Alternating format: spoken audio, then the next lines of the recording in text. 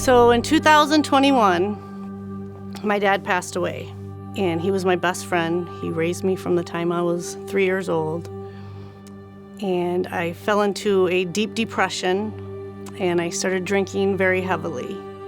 It got pretty bad where, my husband would be out golfing or out of town working, and I would go to the bars, and the bartender would have to call and be like, "Hey, your wife's here drunk. You need to come and get her."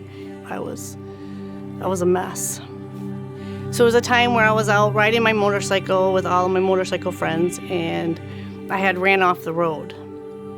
I was drinking, and I tried to correct myself and get back on, and I was probably going about 55, 60, and I dumped my bike. I had, scratches, but thank the Lord, He saved me from that. So I decided I was going to start reading a daily devotional every day. And then shortly after that, I started a Bible study, and I started learning things that I've never learned before. And I just could feel myself getting freed from so many things in my life that I didn't know. I could hear a small voice saying, get involved in the church, get involved in the church, and I pushed that voice away for a while.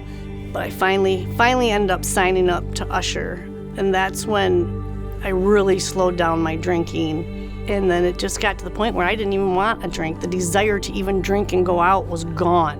And it's been 2 years since I went out drinking and partying. Doing my daily devotional, little did I know I was finding my identity in Christ. I was finding, like I've never found it before, like who I am. And I got on my knees and I was thanking God. He showed me 6 women in my family to start praying for. And I called my daughter Marissa that lives with me, and I just said, "Thank you so much for all your prayers, Marissa. God's answering them now." And then I got off the phone with her, and I called my other daughter Megan because, she was one of the 6 women God showed me to pray for. I was talking to her else, and I heard my mom's voice. And I'm like, "Are you at Nana's?" And she said, "Yeah." And which was really uncommon because the women in our family aren't really close. A long time ago, Satan broke up the women in our family, and God wanted to restore it. I knew baptism was coming up.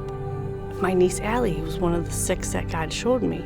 So I called her and I said, "Hey, Allie," I said, "have you ever asked Jesus into your heart?" And she said, "No." And I also told her about baptism. I said, "Hey, baptism's coming up." I told her what baptism meant. I said, "Is that something that you might want to do?" And she got really excited, and she's like, "Yes, absolutely."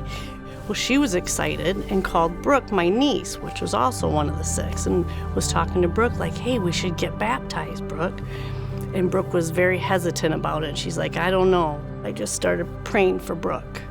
So about 2 o'clock in the morning, I get a text from Brooke saying that, "Hey, I signed up for baptism." And my nephew started coming to church just a couple weeks before that, and asked him if that was something he wanted to do, and he said yeah. So later on, he signed up. So that's Brooke, Allie, and then his girlfriend also signed up. So there was Brooke, Allie, Connor, Buddy, and Ari all got baptized the following baptism Sunday. We all went up to the altar for prayer, and they asked us what we wanted prayer for, and I said restoration for our family. And then Brooke started coming to church, Connor started coming to church, Allie started coming to church every Sunday, Megan, my mom, it was my sister.